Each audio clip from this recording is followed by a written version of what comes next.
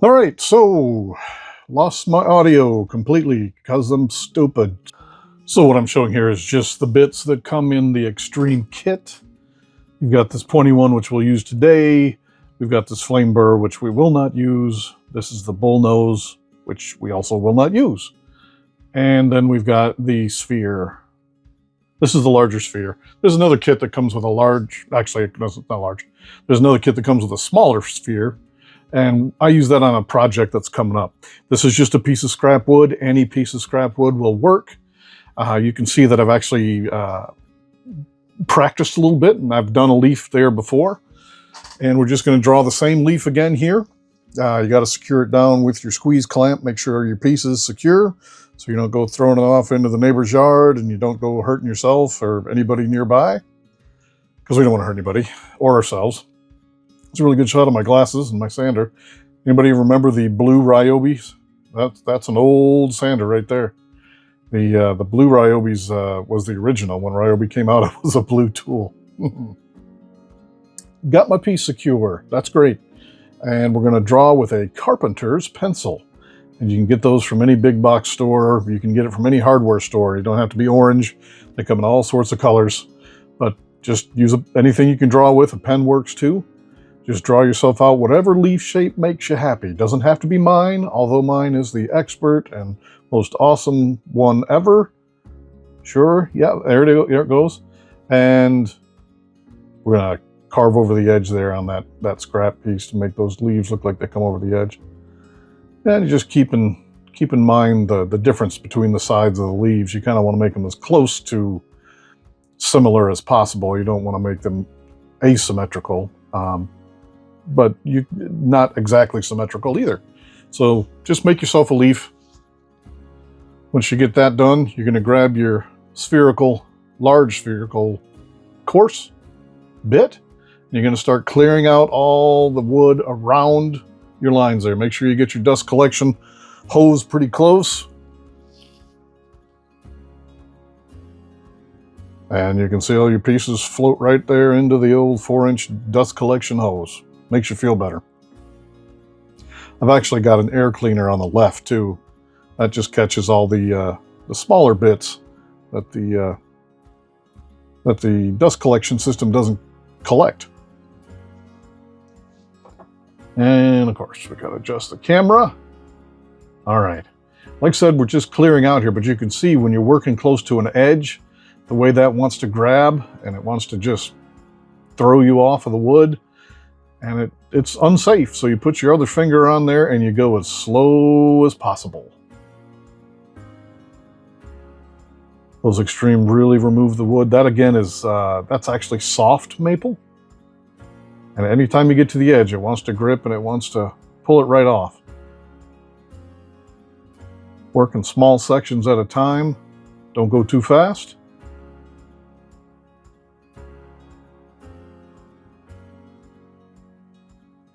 Don't try to overextend, and you want to keep your balance so that you don't, get off balance or your hands are crossed over in a direction where there's no support.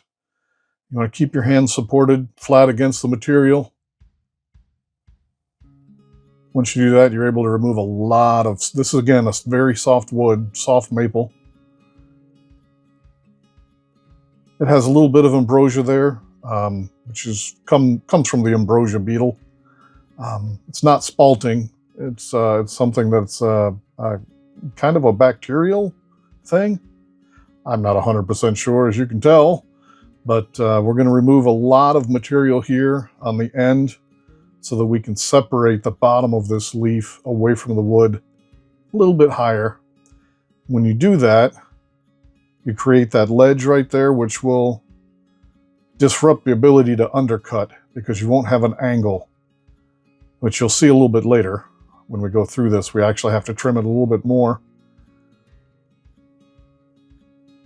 And when you smooth it out like this, the harsh shadow from those hard lines goes away.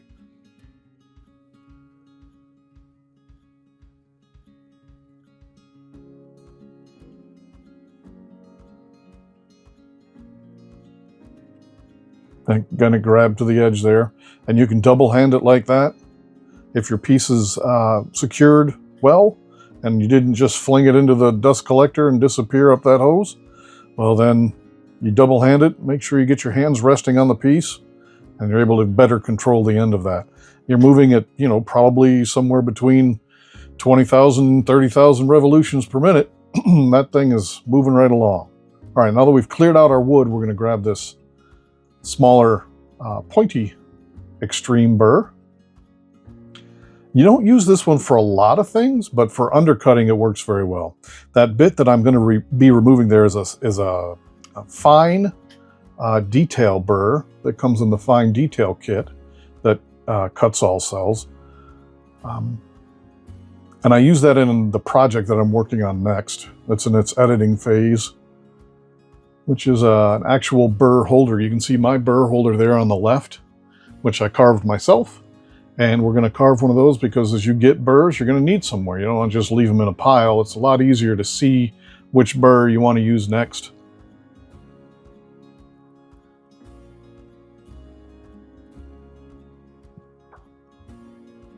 And if you're keeping your eyes open, you noticed I've got 2 flex shafts that I'm working here. And I work one and alternate between that one and the next one. That is not required, of course. You can do it with one. Everybody has started off with one, and that's fine. But as for your creative flow and moving back and forth between 2 different bits, doing 2 different jobs, it really helps to have more than one flex shaft. As you can see, I'm starting to do undercutting right here.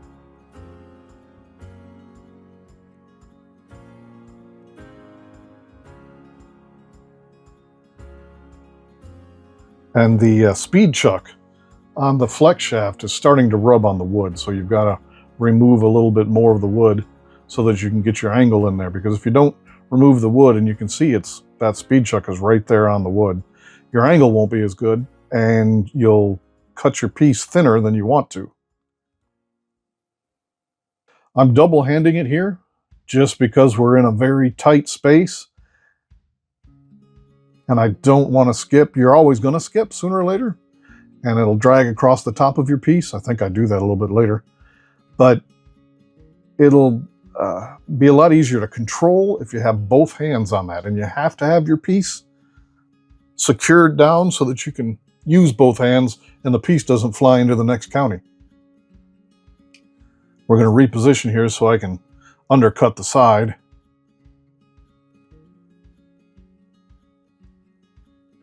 That's why the squeeze clamps is it's an easier way to do things.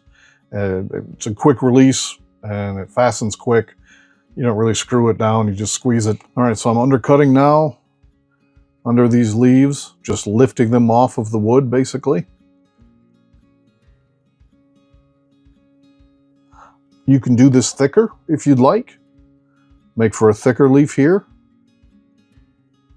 See how you like that. Try one that's thinner. See how you like that one. Now you cut deeper into these where the radius are. It gives a little bit more of a flow or a motion to the leaf when we remove the inside and we shape it so that it looks like a flowing leaf instead of just a flat topped leaf. We're getting there.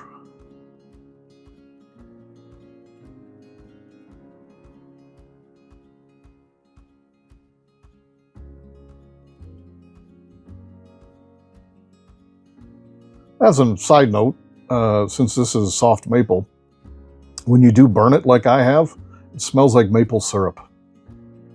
Just saying, it's neat.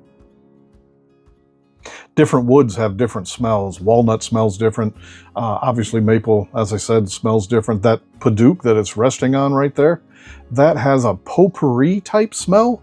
It is a really interesting smell when you cut it.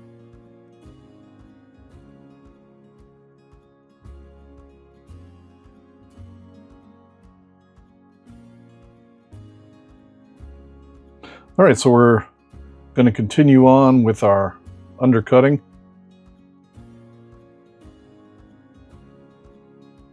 And there's that burning I was talking about. We're going to put our dust collection a little bit closer so it doesn't get that smoke in my face. I cannot emphasize enough how important dust collection is. There are people that try and do this in their house, and you know, if that's how you plan on doing this, that's fine, but you really need to consider some serious dust collection in order to keep the dust. Even if you have dust collection, it's really hard to keep the dust from being all over your house. I have a very small wood shop, very small, but it's basically a really good workstation for me. I think I'm standing here when I'm doing this work just because it allows me to move and change angles. A piece that's secured to the desk or to the workstation or the workbench, you've got to move around that piece. If it's not secured to the workbench and you're holding it in one hand and working it with the other, well then yeah, you'll be able to change angles a lot quicker. All right, so we've repositioned the wood. I haven't cut or carved any more on this. As you can see, it's the same leaf. And now we're just gonna clear out, remove some material on the inside of the leaf, and so the leaf flows a little bit more organically. As I've never seen too many leaves in nature that are flat. So, and that left side of that leaf flows down around the corner there, and so that's what we're doing. We've switched back, if you hadn't noticed, to the sphere. Removes a lot of material at once. Again, you can see it all sucking right up into the dust collection. I'm trying to not concentrate on exactly what I'm looking at here on this leaf.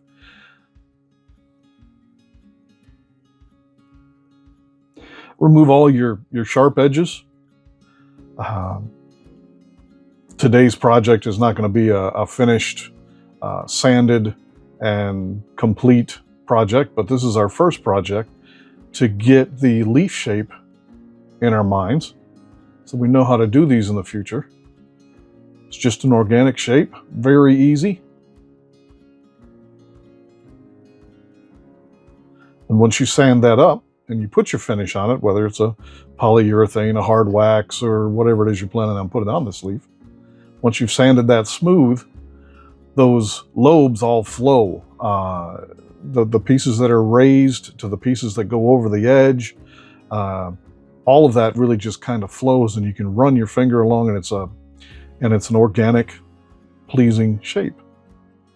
And you can remove all your fuzzies with your spherical bit here.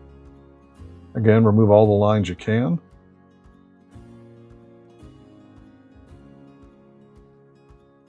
And if you've been working along with me, you know, we've really only been doing this for about 15 minutes. First project's almost in the books here. I'm gonna, like I said, the next project's gonna be a burr holder that we're gonna carve with a number of these leaves, so we'll carve some more of them. And the burr holder we will sand and we will finish with polyurethane. And so this is going to be a longer series of videos to create the burr holder. We're going to have to drill holes, which we'll also use the Dremel for, and the flex shaft. So normally the kit that comes with the Dremel comes with the drill, and we'll use that and create a burr holder. So here's our leaf, our project for today, and you can see the different flows and the organic shapes and all the twists and turns that come in that leaf as the light hits it from different angles. Stay tuned for that burr holder. We'll see you on the next one.